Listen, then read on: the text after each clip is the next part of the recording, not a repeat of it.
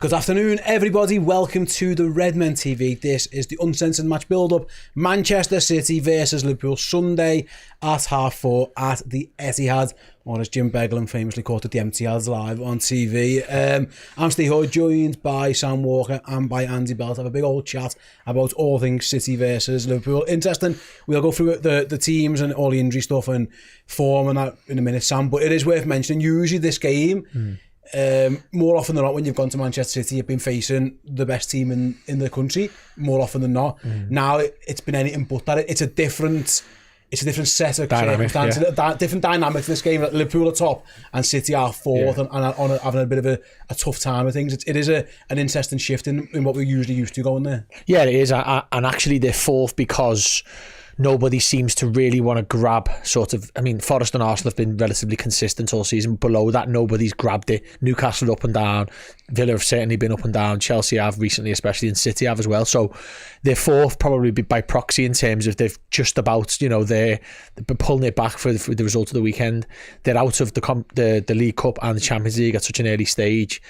Effectively, this is the same as getting knocked out in the group stages last year. They'd not made it to the last 16. So kind of shows you where they are.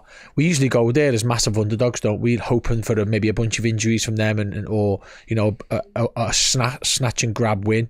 But it's definitely a different feeling going into this game this time round. It's interesting, Andy, because our record there is atrocious, really. If you look at it, like we haven't won there in the league since like 2015. We had the Champions League.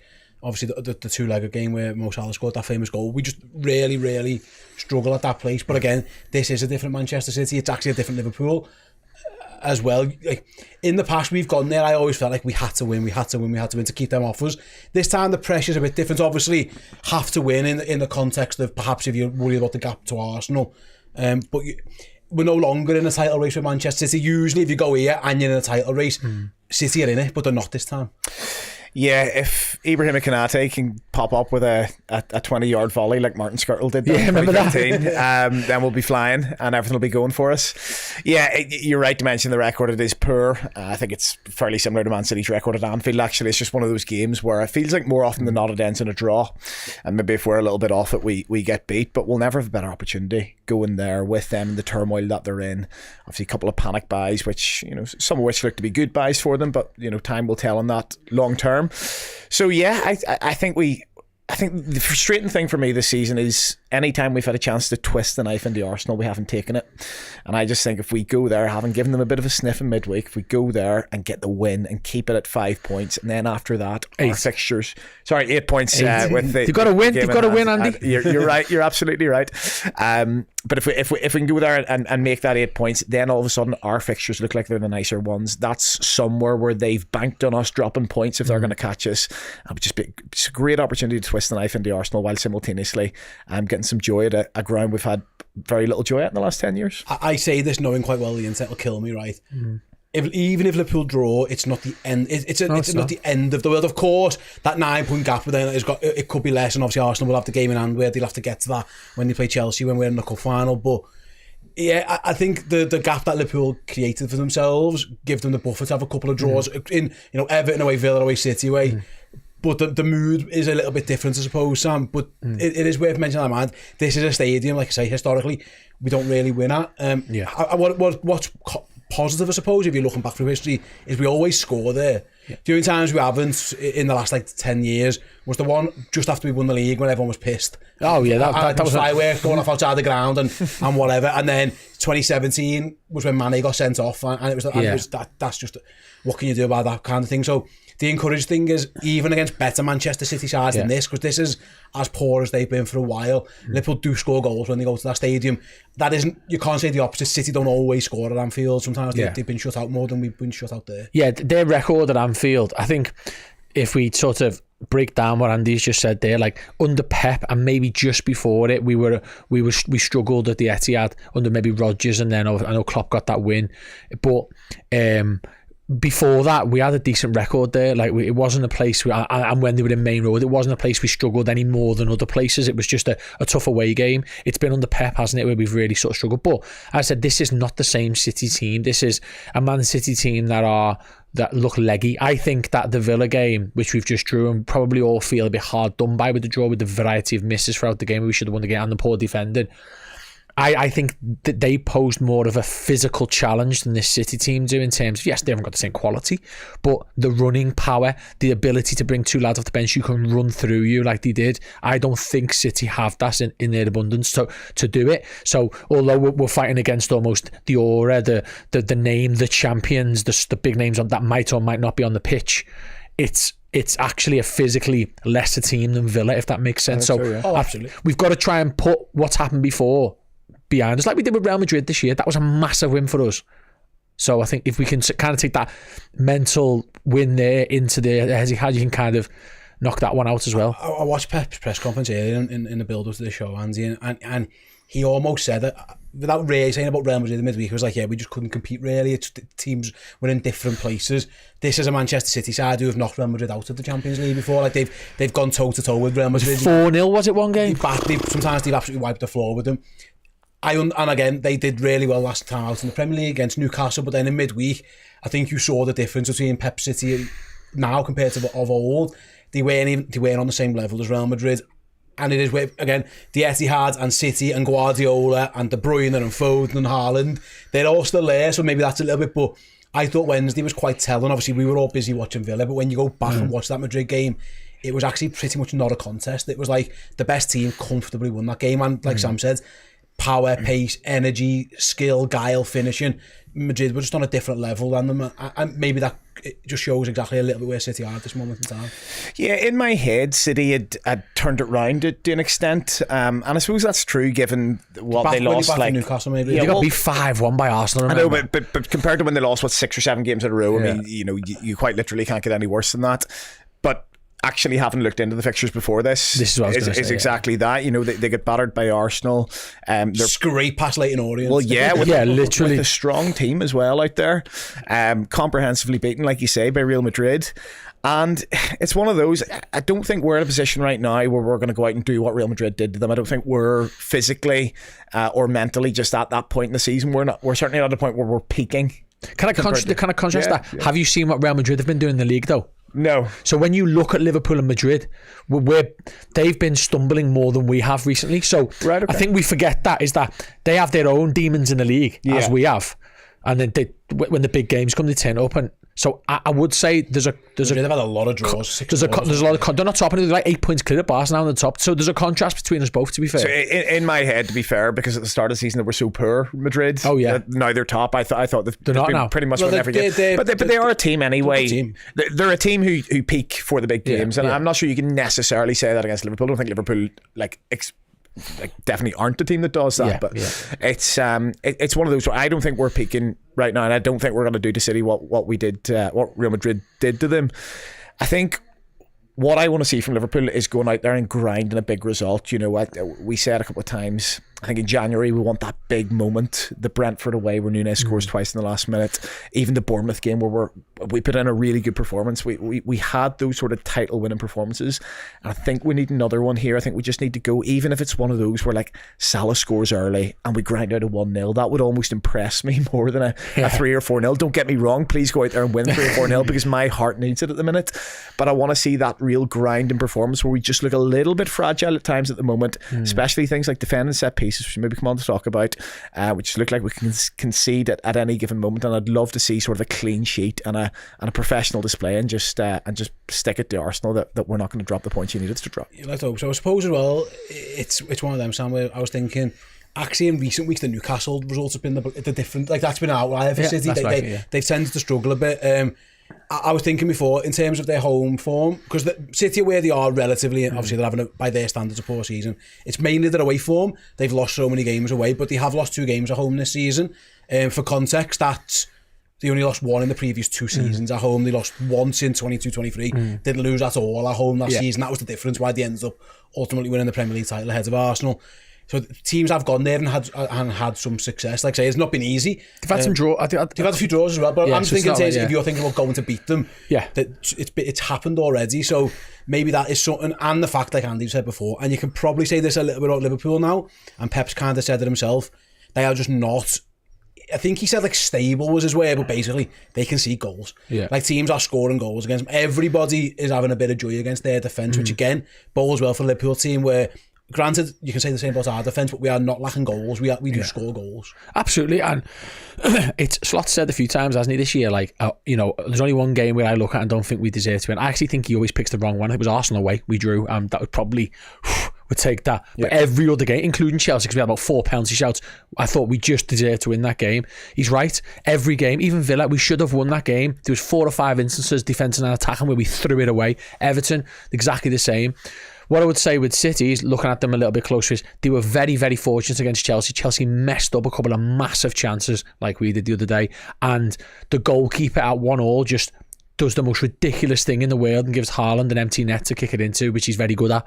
So, take that game into context. I give you the Newcastle game was a bit of an outlier, but Newcastle like that. They just got beat 2-1 by Fulham at home. They're a team that are where they are because they haven't got Europe, and they managed to sort of recover and go again. Isak every 2 or 3 games pulls them out the bag, but then he has a couple of quiet games as well, like he has done recently. So I think, I'm not looking at Newcastle as an Atletico Madrid to Real. I'm looking at them as a lower ranked team who City have put to bed. So I'm not worried about last week's result going into this one. In my opinion, I think it's very much its own game. The only worry I have, and don't know what your guys' thoughts are of, is that there's a bit of a big team derby going on between them, and some of their fans like to talk it up.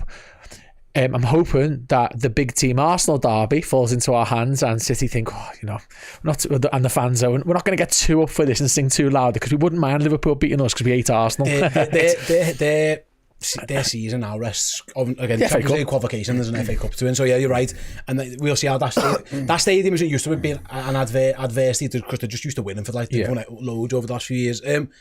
Before we look at some positives of City, because I'm not talking them down too much, the injury thing is definitely in play now, Andy. Rodri, obviously out for a year, we know that's gone for. Akanji's out for a while.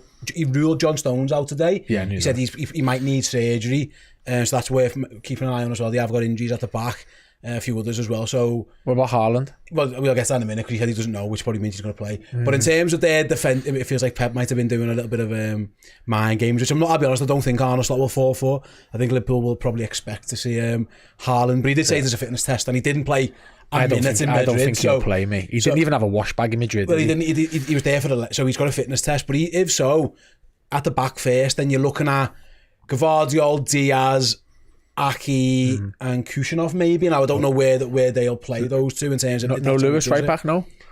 So who would play right back out of them 3? Well, last time I think Kushnerov started in Madrid, and then I think Ake came on for the Stones injury. Like I say, Rico Lewis is definitely a possibility as well if they want to put him in a full back, definitely there. But yet they haven't got their strongest defence. But I still think of all their players at the back, I still think John Stones is the best. Oh, yeah. And he's out again for a team that's been conceding goals and stupid goals. City. Sometimes can't even play from the back, which is very unlike them. That Stones injury is massive for them. They've effectively lost, their spine of Rodri and Stones both out now. Yeah, and John Stones. And Akanji, to be fair, he's a good player. He's a decent player, yeah. And John Stones is just crucial to their identity as a football team. I feel like he's Pep's favourite player ever, because he's so crucial to them, sort of playing out from the back and their positional play and everything they do. And Sam, you mentioned the game against Chelsea, where Robert Sanchez gives the ball to Haaland a couple of times.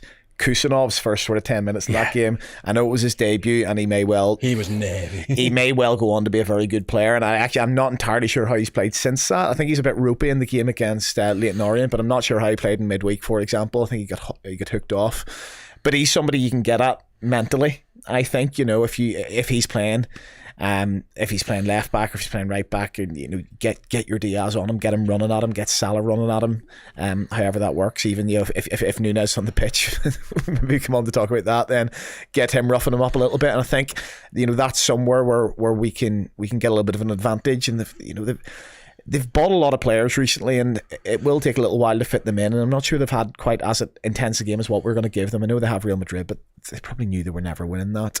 And well, that game was over after like 5 minutes when Mbappe scored. They just slow it down, and go bang, don't they? That's what they do, yeah. Yeah, and it's a little bit different, I suppose. Like you said, they've not lost in the Etihad in so long in the league, or it's once in 2 years. Whereas in the Champions League, you can go out to Real Madrid. There's no massive shame in it. I mean, my God, we've done it, many a time. So I just think. I think we're going to get chances. I think we're probably going to score first. We're certainly going to score a goal. And I think the important thing for me is, obviously, given the narrative of midweek against Villa, where we weren't clinical and where we didn't twist the knife in where we could have, I think it's just really important that when they're on the rocks, and they will have a period where they are on the rocks, that we get 2 or 3 goals and put the game to bed. Because if we don't, we know they're going to have a period of the game where they're going to have control and they're going to get chances. And the way we're defending recently, we're looking very fragile. You're right. Liverpool are going to need to score goals. The midfield's interesting, Sam, because I think that's probably where, if you asked a lot of Man City fans, obviously the Rodri injury plays into this, and you've got to bear that in mind, but also Pep, his press conference was fascinating today. He looked a bit down. He was saying, like, some of these players just aren't physically capable of doing it anymore. That's it. Yeah. And the other day, their midfield, Gundogan he didn't play De Bruyne because he said that was his decision, which makes you think there's something there with legs and stuff. But they do look like, they remind me a little bit of Liverpool 22-23, where like it just looked like a couple. It was one race too far for a few lads, and it happened very quickly to a lot of them at the same time. Like, obviously, I go back to the Rodri issue. You can't justify for that or legislate. But then Gundogan, De Bruyne, Bernardo Silva, they're all really good players, but they are definitely lacking a bit of athleticism. I don't think Phil Foden's ever been an amazing athlete. He's just a really technically great player. They brought in Gonzalez to try and add that little bit of steel. But I'm thinking, if you're Liverpool, hopefully, the manager keeps telling us that everyone's fit and firing and there's no fatigue. That isn't true. The stats tell him the running stats tell him different. That is an area where Liverpool should hope to overrun City, because usually in these games I always think the defences are quite level. I usually suggest that we had a better attack than them actually overall, but they often won the midfield battle.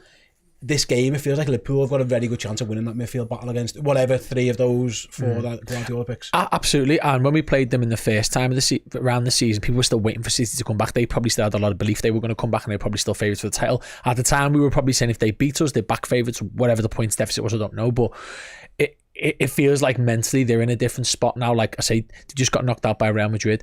This game on Sunday doesn't change too much for them. If they lose to us, they'll have played Newcastle, Liverpool, Arsenal, Chelsea, and probably a bunch of other tough teams home and away already. Like they probably got a view where they can win enough games to finish 5th, which is probably going to be top all they need this year to get Champions League. So I don't think this game's like something where they need to sort of turn it around and really turn up.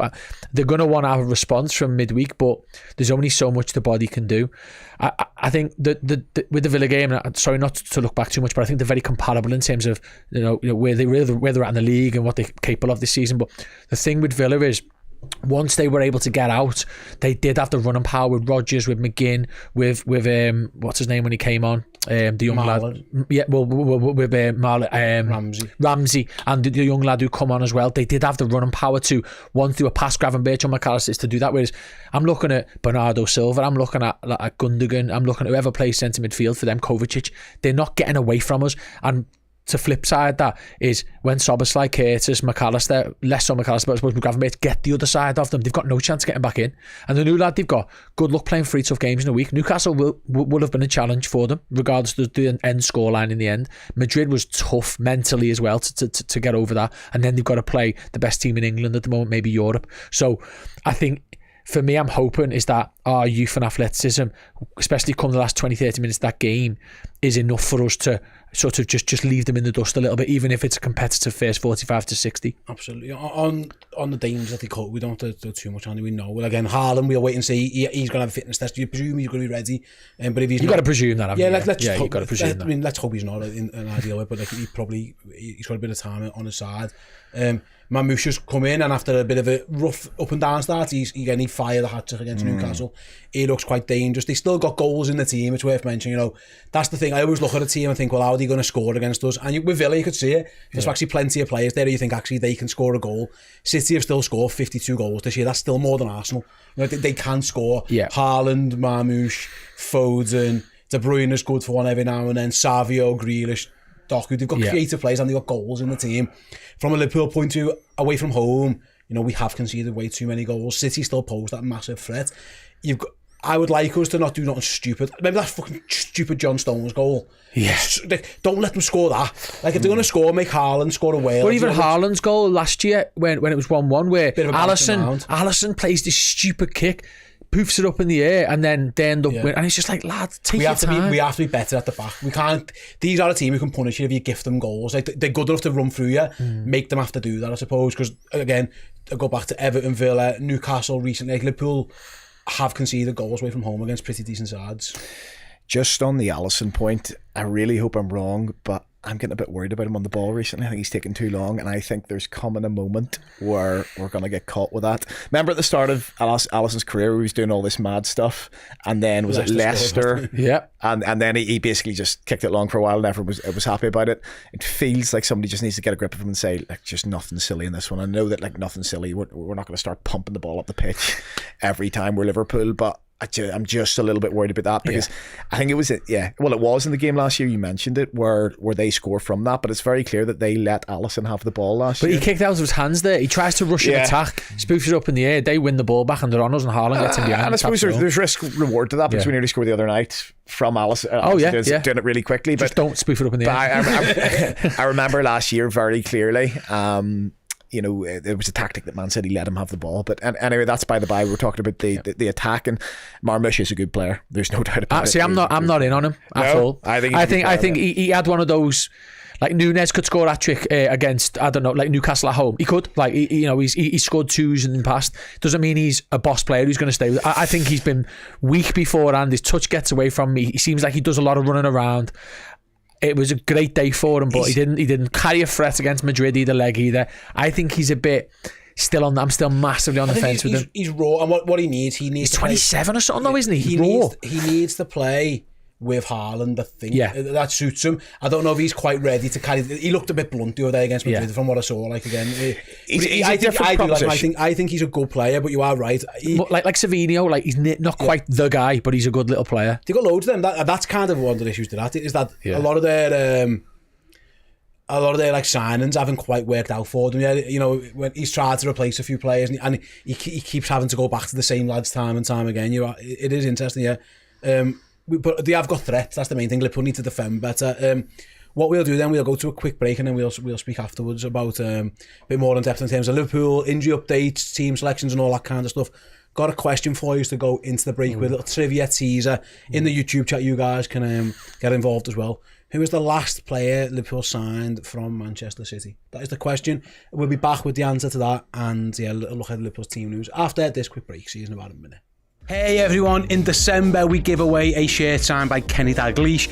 In January we give a shirt signed by Ian Callaghan away. Well, it's February and we've got another signed shirt to give to one of our wonderful Redmen Plus Legend subscribers. This time it is signed by not one but two icons of the football club. This is a Rome 1984 shirt signed by two of the men who won the European Cup for Liverpool on that day.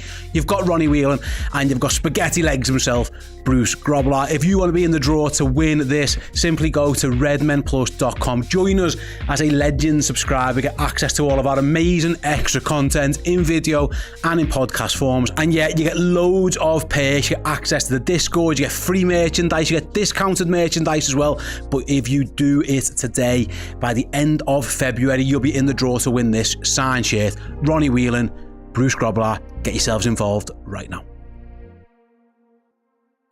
Welcome back. Yes, who was the last player Liverpool signed from Manchester City? Most of the chat got this right. Easy, guys. James Milner? It was James Milner, yes. Actually, to be fair to LFC history, they had it down as Craig Bellamy, I think, because they didn't do the Milner thing, but it was James Milner. Yeah. Everyone got that one right. It was a quite easy one. I'll be honest, I came up with that question 10 seconds before the show started when I realised I hadn't done one. But yes, it was absolutely James Milner. Liverpool had a few free transfers from City, including Robbie Fowler, Craig Bellamy. Yeah, I think Colo. Was Colo in that mix? Colo was, yeah. They've had a few. Phoebe, yeah. But yeah, it was James Milner. Technically, he was a free agent, but yeah, whatever. Has anyone gone the other way? Can you think? Oh yeah, Sterling. Yeah. In terms of sales, Raheem and did he go straight to City? Raheem Sterling, yeah. Didi Hamann. Oh, sorry, for Diddy. Oh yeah. That was good. That. Diddy. He's gone somewhere else, mate. Yeah, well, no, because technically we sold Diddy Hamann to Bolton. Did we? For like half. He was there for like a few days and then changed his mind. Did he? Yeah. Apparently Nigel Clough in 1996. Stephen McMahon were the other ones. Yeah, but yeah, there you go. It's interesting when you go back because you don't remember some of these transfers, do you? Yeah. I mean, technically we did sign Mill. Yeah. I mean, yeah, Mr. J Mango, he was a free agent. Yeah, but he was from. You get what I'm. Don't about it. It's fine. Anyway, let's move on. Let's talk what still actually matters. On to Liverpool injury news then. The manager's ruled out obviously Joe Gomez. That might be the end of his season. He'd be lucky to get back towards the end of it, which is a shame. No Conor Bradley for this one in Newcastle. They're going to see how he is. I know that's bad news for you, Andy. Even as an international fan as well on that regard. And then Cody Gakpo was a wait and see.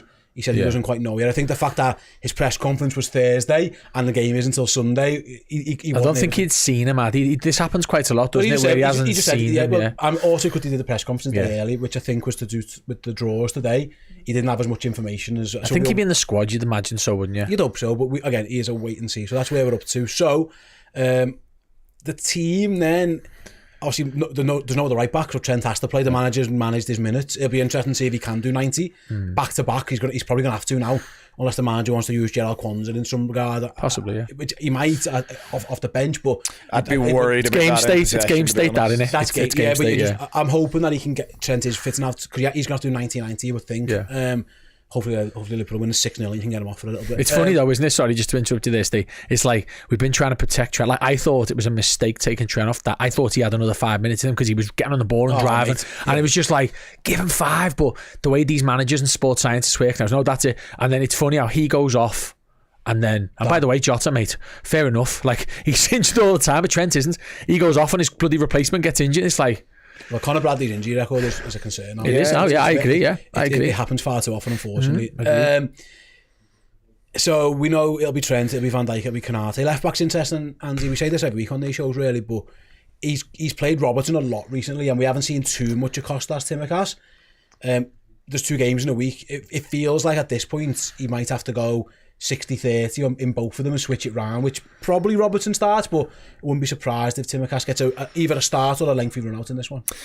I'd be surprised if Tsimikas starts. So I just think, Robertson, albeit he's looking a little bit leggy these days, I still think, he's one of those. He was good, wasn't he? I think he was as well, yeah. But he's one of those who knows what the fixture means. He's obviously played in it for the last 10 years, albeit he's probably never won there for us, actually, has he, apart from the Champions League game. But he still knows what it's all about. And, if you need a sort of 60 minutes out of somebody, I'm trusting Robertson, albeit he's looking a little bit more leggy over the madman, which is Kostas Tsimikas, who does have his qualities, there's no doubt about it. So I would be going Robertson all day long there. I think with Trent, you'd hope at this point they've managed his minutes to the point where he can do 90 now, because I have to be honest, and I like Gerald Kwanzaa, but I would be concerned with him. He's not right back, is he?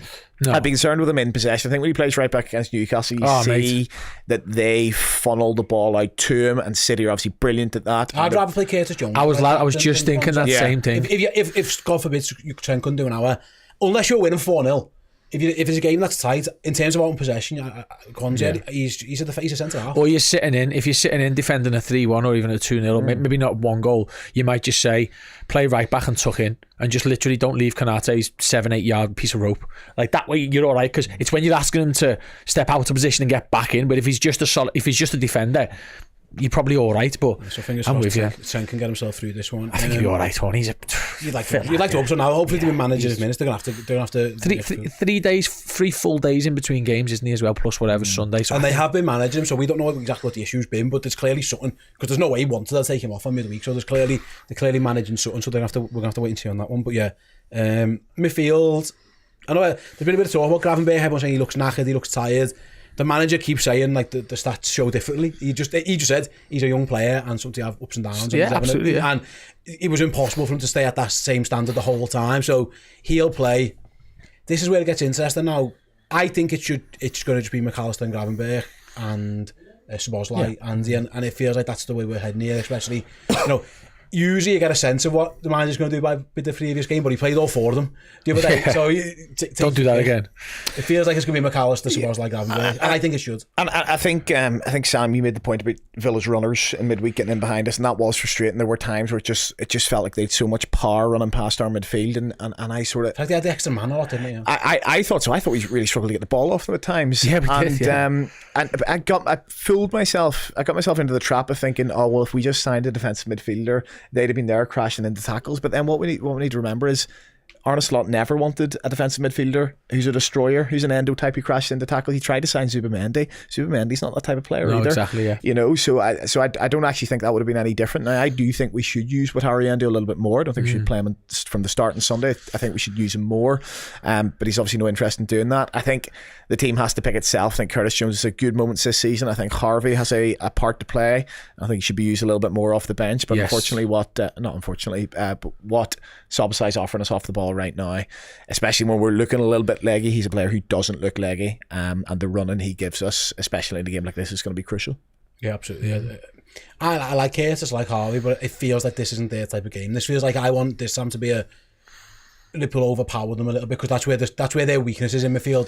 Their legs have gone a little bit in midfield, and if Liverpool can give them the run around in there, I think they're the 3 that you'd probably wanted to do it. Yeah, before maybe the last month, I'd have probably said, actually, I like the dynamic of Gravenberch, Jones and Szoboszlai in some games, because Curtis is just chalk and cheese to Maka in terms of physicality. So I actually like that dynamic against Villa, but Maka played. Actually, he makes some really good tackles, which is what he's good at. But I think he's been crashing into tackles recently, which I really like, actually. Yeah, and he's almost a little bit like that destroyer. Sometimes he wins a lot. Which surprised me. I feel like he wasn't always like that. Yeah, no, absolutely. And I think, so that's interesting, but what I like when we play teams like Arsenal, I always think Curtis, Sobbo and Graven. It's just my opinion, because I like the fact that Curtis and Sobbo can run fast and run powerfully and compete in challenges.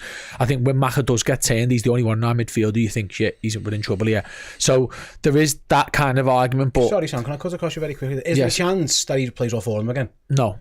Even if Gakpo's not fit, you still think he won't? I think he did that with Diaz, because Diaz had played a few games, and because of this game, he needed to go to City. Because even if we won there the other day, like, we still got a bit of pressure for this game, haven't we? So I think that was just managing the team.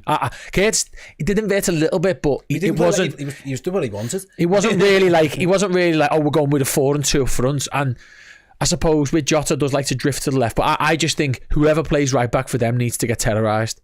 We need to be right at that centre half. He's a big skinny lad. He's not like an Akanji who's powerful, who can sort of get back and defend.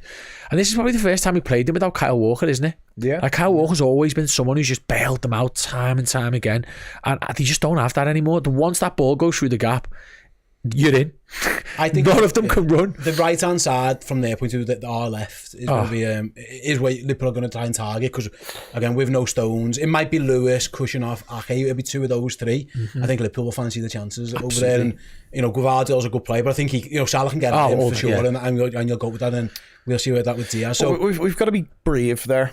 Yeah, I feel like we maybe haven't been quite brave enough over the last 2. Well, at times a point's been an alright result there. Yeah. And I think Jürgen's always shook hands on beat them at Anfield, draw at their It's not the end of the world now, neither. No, because if we drop points in the games where you actually think you might drop points, and then you beat the teams that you're clearly better than, you'll still win the league, probably by a chunk. It's just mentally and the timing of the fixtures. That's all it is. But if you actually break it down, drawing to Everton, Villa and City away are like... Arsenal have buggered up in games worse than that, Fulham and Bournemouth and other teams. So you can weigh it up like that. It's important to note that we're in this position. We're so far ahead because Arsenal have dropped points in games like this. What I mean when I say sort of being brave is we can go there with the mentality like we have done completely rationally in previous seasons and gone there and taken a point. Whereas I feel like if we end up sort of battering down the hatches, really having a go at them, maybe concede 1 or 2 in the break and it ends 2 each, that's fine for me. Yeah. But if it's one of those where we let them get a control of it, and we're not quite brave enough and we're not quite committing enough men to the attack, give a goal away. Given the frailties in their back line, that would really disappoint me. Absolutely. And I think that's why I agree. I think Diaz will play. I thought, and we'll see when Gakpo's at, I think if Gakpo's 50, I think he'll start Diaz up front. Maybe, and I think he'll leg them, and I think he'll want that press, because City for some reason this year have stopped being able to play out. Like Arsenal killed them, just pressed them to death, and it wasn't actually Arsenal's best. Again, it wasn't Arsenal's best. No, they didn't play well for 60 minutes, did they? Really? They really pressed them and hurried and harried them, I think the manager wouldn't mind Gakpo, Diaz, and Salah, but it depends, of course, where we're at with Gakpo. But it's also, but you're right as well, it's about, and Diaz could, because he only played a few minutes the other day, and because he came off against Wolves, there's a world where he could finish the game left wing. You know what I mean? Like that's absolutely fine. I think he might start all of them, and then you sub his Jota for Gakpo. Yeah, because I think let's not forget that's the first time Diaz has played left wing in ages was Wolves, and he scored an assist. It shows you everything about Liverpool's team. Sorry, in the Premier League, and he had a good performance. I'd be surprised if Gakpo starts the game personally. If you're not fit enough to be on the bench on Wednesday, I think he'll be on the bench, and I think it's a great option for us because he's sort of pure numbers at the moment. It's the same as Haaland though, isn't it? Yeah. No, I think it is. Yeah, they've probably both got a chance to start and both got a chance to be on the bench. The only thing is, obviously, Haaland did make the bench in midweek, but he doesn't come on. So we're guessing, aren't we? It's sports science, and we are guessing. We don't know the levels these players are at. We know with Gakpo that he had a knock. It wasn't like a muscle issue. No. Yeah, I got told straight away be back for City. I knew he weren't playing for Villa the day after. He got a whack on the ankle, and so you'd like to hope but we'll see where he's at. The question remains then, like the manager, he basically called out Darwin Núñez the other day, and he basically said, "I'm not having that." You know, I don't mind you miss chances. Everyone misses chances. I've seen Mo Salah miss sitters, but you can't let your head go. And he properly called him out. Is there a chance he just goes, right, you're in? Or do you think that's a bench thing? Because this is only if Gakpo's not ready. He's got to go Diaz and he's got to go Salah, and then he's got to pick between Jota and Darwin, because there is logic to both. There's a logic to saying against a team who can't run, and you think you may be able to rough and tumble a little bit. Do you just give Darwin a chance, or actually is he that, you know, be arsed with him and we'll just go Jota again? It's really his Hail Mary with Núñez now, isn't it? I'm going to batter him in the press, I'm going to batter him in public and see if I can get some sort of reaction out of him, because he hasn't been able to get anything out of him really all season. I think I'd be very surprised, I'd be astounded if he starts the game, especially away to Man City, where it's a little bit more tactical. You need to be a little bit more intelligent, have a little bit more guile in how you approach it. It's not necessarily going to be end to end. The early games with Pep Guardiola and Klopp were like that, but recently it's been much more of a chess match. And if I had one person in the world that wouldn't want to represent me in a game of chess, it would be Darwin Núñez. That seems really harsh, but I just think, with Núñez, I think Slot's absolutely right, and I'm delighted he's come out and did it, because I think his mentality's really, really poor, and has been most of his Liverpool career actually. The alarm bell started ringing for me when he posted Resiliencia in a pre-season friendly, because some children were making compilations of his misses. I just thought, you're not a Liverpool player. How he got hammered, didn't he? Then, though, from Man U and all that, and it is. You've got to be. Absolutely. If you're a Liverpool player, you've got to be able to take that in the chin and do your talking on the pitch. And he said, "This tweet." Did he score 4 in the next match? Or something? He did, but that again in a pre-season game, and you know, this tweet he's put out 3. He needed 3 attempts to get it.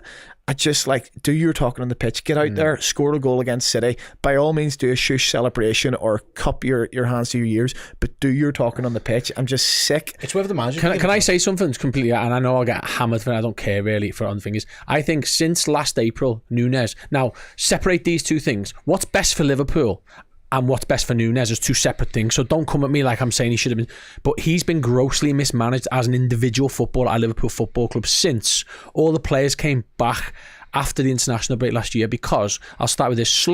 Klopp started to flip-flop on the team with him and Gakpo, chalk and cheese players, totally different forwards, and it just killed Núñez. Núñez is, play the ball in behind, I'll run onto it, give me 6 chances a game, I'll score one, maybe 2, and then in a good year, like the Benfica year, I'll score 3 of them, and that's it. The type of player he is this year, and Slot should have known this from all the work he did before he comes to the club, is if I'm going to make Darwin Núñez work, I've got to pick him, I've got to tell him he's my number 9, he's my guy, I'm going to make you the man. But he's not good enough to be that, son. But he hasn't had the chance, because Jota's been shite this season loads as well, though. Sorry, go on ahead. Núñez had a great game against Brentford. Did he start the next game? Might have been Accrington, so he didn't start the next league game. He sat there watching a left winger play up front in front of him, who's never played left wing before until Leverkusen. And I understood why he did it at the time, because Jota was injured. They needed to rotate a little bit. He has a really good game against Spurs, caused loads of problems. One was a penalty, which made it 2-1. Had a fantastic game. Gets dropped the next game. It's all good going on about these players. Not all of them have got the mentality to be like Jota or Salah or maybe even Diaz. Everyone's different. So what's right for Liverpool is probably Jota starting maybe or Diaz up front, and I'm with that. I'm a Liverpool fan. But if I'm looking at the individual, is Arne Slot probably must have decided a long time, I don't really care what happens with Núñez. His actions have led to, when you bring him on, that's what happens when you mismanage a football like that. And he's kind of gone, I'm kind of happy to mismanage you for the benefit of the team, which I'm sound with. But if he wanted to get the best out of Núñez, he would have managed him differently. He would have gassed him up more. He would have played a bit more to him. He's just not his player. Exactly. And that's the thing. But you're going to get these. You're going to get that performance if that's what you do. He doesn't fan. He's not fans. He wasn't in the team to start with. He shouldn't have brought him on. He should have brought Chiesa on and put Diaz up front or whatever. I don't know why he did it. I get what you're saying, Sam. But at this point, and I get that he had a good game against Spurs, and I get that he had that big moment against Brentford, and maybe the right thing to do was to play him and see if you can get something out of him. I don't know, but he's been here 3 years now. Yeah, but look across the 3 years. Palace was his own fault, but since then he's been in, out, in, out. The reason why why is Gakpo smashing it this year? Though? So Sam, you look at, for example, the Villa game where his head goes, and that's fine. You can't sort of take that. Honestly, I think on that one, I think if the manager was allowed to have taken off, he would have. The fact that he'd used all his subs moments, I don't think he had. We had one more sub. Well, no, because you only get 3 windows because did one was an 1, 2, 3? Yeah. Right, He had one more official sub. He just couldn't use Didn't realise that. Yeah. I would be shocked. It'd be interesting if he bollocks him in the press for his attitude and then picks him in the next game. That just isn't going to happen. And no, I agree with you. I wouldn't pick him for this game. The other thing after once his head goes against Villa, and I've seen this a lot with Núñez, the players don't want to pass to him. The players don't want to pass to him because they know he's going to mess it up in the build-up. Why did Szoboszlai pass to him in the first place? What an idiot! See, he's miles behind him. I disagree with that as well, actually, because he creates a 0.75 XG chance. He does, but the 0.75 XG doesn't take into account he's sprinting about 30 mile an hour. He's got a defender there. It's his first touch of the game. It's on his left foot. He can't slow down to compose himself. I reckon if you ran those 2 simulations, you'd get more miss. But it's why didn't he then? Because he's not very good. But he is, though. He's not. Because he plays. No, but he plays and he scored lots of goals. But he is clearly a good footballer. He's not good enough for Liverpool. He's genuinely... He might not be, but what I'm saying is why didn't he score that chance? It's because he didn't score the circumstances. It's a quality footballer thing. It is that. Because if he was that bad, he'd be in League One though. He's not though. He's playing. He's not good enough for Liverpool. Is my point. And the issue is, I think in build up, I think he kills us a lot of the time. Yeah, he probably does. So what we're saying is we're not having Darwin. No, I don't think he should. But I still think the point stands is we've ruined Darwin, but that's fine if Liverpool benefit from which we have. But stop bringing him on and expect him to win you the game if he's shit and you're not getting what you want from him anymore. £50,000 a week. He's not a volunteer. Like he needs to come on. I see your point. But you see what I'm saying? It's two separate things. But almost, also, I feel like he's not got the mentality, Andy. But he's treated like a child by the club and by the fans, and it's this idea that he needs. He's a man. He needs to come on there and take some responsibility for his own performances, for his own actions, for his own mentality. But if he's not ready, why are we bringing him on? Because it's the detriment. I've always sort of stood for that reason. It's like I think Gakpo has been amazing this season, and I thought he was terrible last season because Slot decided you're a left winger, lad. That's where you're going to play, and I'm going to play you there. I'm going to give you ample opportunity to be that, and it's been proven perfect, spot on. Same with Szoboszlai in the number 10, Gravenberch in the 6. Yeah, that's how you build a footballer. I agree that Núñez isn't good enough for Liverpool. Yeah. However, he's where he is now because we've decided he's not good at football. Both things exist. I wouldn't have brought him on if he was that negative about him. But this game on Sunday, you either go absolutely nuts and start him, which I wouldn't do, or you don't bring him on at all. That's the thing. You'll see where his head's. I see your point. You'll see where his head's at in that. The thing is, he's now 56 years, but the manager's called him out. We've never seen this before. Everyone's mollycoddled him. So that is what maybe Arne Slot's just going, you know what, we've tried starting him, we've tried bringing him off the bench, we've tried being nice about him, the fans adore him and sing his name every time. It's just too much. And it hasn't quite worked out. Let's just try and light a fire under his arse. But then to know if that's worked, he will have to admit it somewhere. It's a very interesting If he comes off the bench, I wouldn't expect anything more this week. And that's because he'll be sat there sulking all game, and that's a problem. So you got to see how we react. That's a major problem. We are coming to the end. It's been created by us. Like I said, both things coexist. But if you're a teacher, mate, some kids in your class can't mentally cope with the same ways. So you have to treat them differently. But if to get this isn't the case, I can't say this because it's not fair in education. But if to get 29 other kids to pass, you've got to kind of almost not give that kid all the attention in the world. You've kind of got to do that. And that's where we're at with him. We've kind of had to cast him out to make the rest work. But if we're then calling upon him, we can't expect him to be the Núñez we signed from Benfica because that's gone. He's a completely different player. I wouldn't be surprised though, given the Núñez experience, if he comes on and scores. Like, and because anything can happen with this fella, and that's the thing with him. We're gonna have to see. But I agree. The way I just don't see him start, and whether he gets off the bench, I think it'll be Jota, won't it? You'd think it'd be Jota and then Gakpo first. So if they're all fit, the manager's gonna have to. He's got a decision to make now. I haven't bollocked him. Is he on the naughty step, or is he getting back in? We'll find out in due course. But yeah, I think we all agree he's not going to start. If Gakpo's ready to go. Are you going Diaz up front or Jota up front? Because Gakpo plays left. If you know, personally, I'm going Diaz, Jota, Salah, because I just think fitness-wise, I'd rather because you still got the impact of Gakpo. Then I think he's got the mentality to come on and have an impact. That's the difference. One thing I would say is like Slot said in his interview the other day. I think we are starting to see some cracks in him in terms of his level of experience, because he's not been here before at all levels. He said, "I only had 2 wingers." No, mate, you had another one sat there, and you had the kid who can play. You had Federico Chiesa on the bench, and you've just basically cast him out as an option. I think that's interesting because he didn't get a sniff, and he hasn't again. And it's like, I would go Jota, Diaz, Salah, but if there's a point in the game where we maybe need a bit more pace on, and Diaz is tired, and Gakpo isn't available, is he going to just put Nunes back on, or is he going to actually give this guy a go? Yeah, I say, if you need to do a like for like on the left, then you'd probably want it to be Chiesa, wouldn't you? Because, like I say, I think everyone's kettled in terms of Darwin. I'll get your score predictions in the end, guys, very quickly.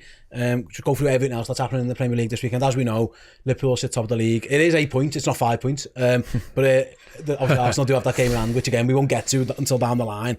Technically, for like 24 hours or something this weekend, they'll not have that anymore. It starts tonight with Leicester at Brentford. Then you've got Everton v Man United tomorrow morning. Don't even bother, honestly. Don't even bother watching that one. Well, I suppose what we're all looking at really is Arsenal West Ham. If you're looking at now in terms of the nitty gritty of things at the top end of the table, Andy, that is a game that you'd be surprised. I'm just in my head, I've got Arsenal winning that, and it's a lucky bonus if you don't. Forest in midweek is a different kettle of fish. You've kind of got that one circled a little bit. I hope, obviously, listen, I hope they lose, I hope they draw, whatever, but I just hope West Ham make a game of it. Because Arsenal are creaking in terms of squad a little bit. Now, they're due to start getting some back sooner rather than later, but now listen, West Ham beat them there last time, but where are you at with Arsenal West Ham? Are you just thinking it's more hope than expectation at this point? I'm not entirely sure. I'm slightly more optimistic than you are there. I think, you're absolutely right to mention the cracks in their squad. I think against Leicester, they're very poor. They could easily go 1-0 down. The better team beats them. They get there in the end because Leicester are so stepped out, didn't weak. Leicester? They stepped out. Yeah, and Leicester are so weak, and West Ham just aren't that level of weak. They've got good players. They've got a Kudus. They've got a Bowen. They've got players who can hit you if you give them a sniff. And I just look at Arsenal right now. I think Saka's back soon, but I think they might be rushing him back, which would be obviously great for us if they not that you sort of want players to get injured. But you look at Trossard, Sterling, and Nwaneri. Yeah, good players in their own right. Moreno, but that's he might do. So. Either way, it's quite a static front three. It's not a free flowing Arsenal attacking football that we've seen, at times under Mikel Arteta when they've got everyone fit. And I just think they could come unstuck in this. And if we get to a period sort of where it's 0-0 on 60 and West Ham have 10 minutes, I'd back a Kudus or a Bowen to get them 1 or 2-0 up over a Jordan Ayew or whoever plays for Leicester these days. So I'm actually not sure. I think they could get something. And it's just frustrating really at the minute that our sort of 2 of our hardest games are coming up in our next 2 in City and Newcastle. They've had Leicester. They should beat West Ham at home. I just don't want them to get any momentum because I think once we're past Newcastle, our running's far nicer. And don't forget, we've got them to come down. Yeah, I'm totally with you there, Andy. I'm quite optimistic about this game today. I just think, and also they've been teetering on results. West Ham, like Potter's obviously trying to get his feet under the table. They had a good result away at Villa, was it 1-1? Yeah. Then they got beat last week at home 1-0, and you just kind of looking for reaction. I think at some point it's got to break at Arsenal. You can't continue to, well, they have done this season, but you can't continue to hold on for dear life like last week was bizarre. I think they'd be foolish to play that guy up front. It was a Hail Mary and it came off because Leicester stepped out and he had a couple of moments in the box, but to actually play the position properly from 0-0 against a decent side, who've had a week off as well, because didn't we have midweek games last week? Can't remember, but I don't know, but I tell you what, it kills Sterling's career if Moreno plays, because if he's on the bench for a centre mid. I'd be surprised if he starts him up front at home. West Ham have injuries as well, and obviously which is not ideal. They're missing Paqueta, which he can cause issues, but they have a goal threat at least. But I'm in my head, I'm expecting Arsenal to win, but if West Ham can just run them, Don't let them roll over like 4. Because I remember watching, hoping West Ham would beat them one time, and then Arsenal beat them like 7 or 6 away from home. I remember that actually. This time last year, I think. I was hoping.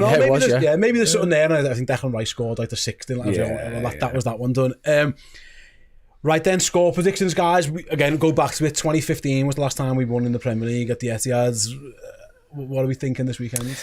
My honest prediction, given how fragile we look at times, just defending key moments, is that we'll dominate large parts of the game, miss chances, and it'll end up 1-8. Sorry. Okay. Yeah, I can see. Okay, I think I'm hoping to think that like we learn from our lessons. Like I want to see. I don't know. We just had a big massive debate about it. But I want to see Szoboszlai be decisive. Too many times he doesn't shoot, tries to play the extra. I want to see him be decisive and nick a goal this weekend. Have a bang from the edge of the box, or when you're through, have a go rather than always looking for the pass. And I fancy Jota. Jota Salah always scores. I think we'll win the game. I think it could be 3-2, but I think it'll only be in doubt at the end, if that makes sense. Like we'll be winning throughout, and maybe they'll get one back, and it'll be maybe 5 minutes of pain. But I fancy us to get 3 goals this weekend. Supernova says 2-2. So there's JD. Callum reckons 4-2 to Liverpool. Nigel, that's a shout. 3-0. Nunes twice. Oh God. Jeez. I mean, you'll take it. That'll be a 10 for the Bucks. 2 each. Says Canucks. Yeah, I think everyone's expecting a close game. My heart is saying 2-1 and my head's saying 2-all. But I do think we're going to score goals. And I think there's a possibility Liverpool score a lot of goals as well. Like just empty the tank on them a little bit like what Tottenham did to them. Do you think Haaland's probably a big part of this, isn't he? Well, yeah, we don't know exactly. We don't know where Erling Haaland even just confidence with not seeing him in the lineup is just like on a different level to confidence, isn't it? I don't think Konate's been quite up agreed. to that top level that he was at the start of the season post injury, and I think if you can get back to that, we'll win the game. Absolutely, spot on there, Andy. He's been a bit shaky. Yeah. Oh really? Yeah. I just I don't not want to cause another fight. I thought he was fantastic. No. You're right. Like for a normal, but he's just usually every 5 minutes. Just a monster. He just hasn't quite been there, has he? He tends to save it for this game. Actually, he tends to do well against. He looks like he doesn't quite trust his body yet. Maybe we've rushed him back a little bit too much. I don't know. I don't. Absolutely, yeah. A lot of people. Someone says, "I'd be surprised, Dave, if it's 0-0." I would agree with you on that one. Jeez, right then, thanks very much for joining us for an extended build-up show there. I mean, it was meant to be a 10-minute shorter, but I let the lads have a fight. I'm sure they can shake hands afterwards. Come and join us on Sunday. Yeah, it was a 1-1. Let us know in the comment section who won that one. We are live on the watch-along. The game is at 4:30, so we'll be live from 3:10 here on YouTube. We've got Paul, Chris and me all in the studio for that one. Do come and join us. And yeah, we'll catch you all next week. See you in a bit, guys.